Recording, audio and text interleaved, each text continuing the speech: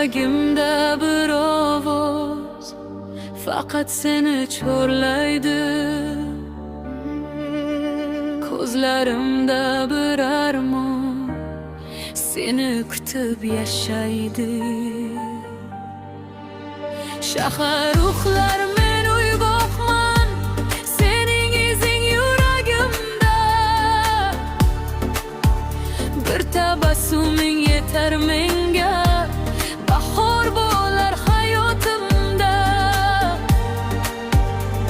Qancha yo'l bor oramizda, baribir sen xayolimda. Dunyo menga torlik qilar, sen bo'lmasang yonimda. Kel bir bora qaragin, ko'zlarimdan anglagin. Bu yurakning bor tilagi, meni sevib qol.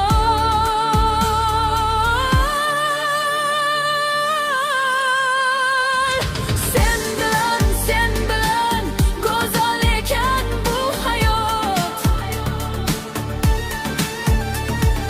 Sen bilan yuragimda bor najot.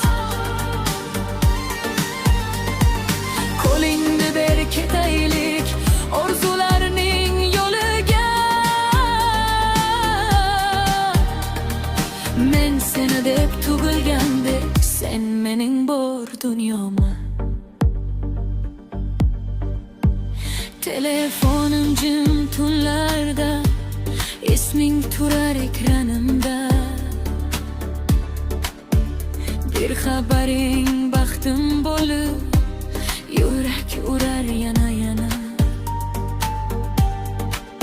Oy nur sochar derazamga, seni o'ylab qarayor. Agar sevgi bir qo'shiq bo'lsa, men uni sen deb aytaman. Kel bir bora qaragin, ko'zlarimdan anglagin. Bu yurakning bor tilagi, meni sevib qol.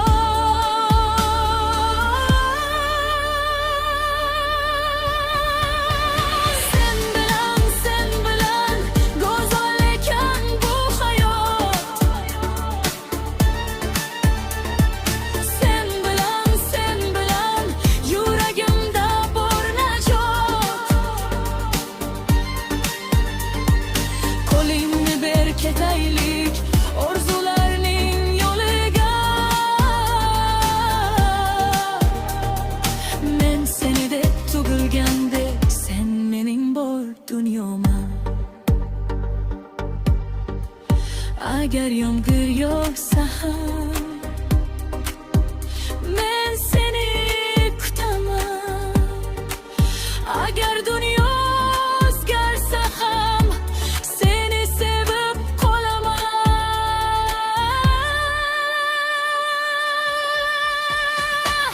Sen bilan yonadi mening yuragim. Sen bilan baxtga to'lar tilagim.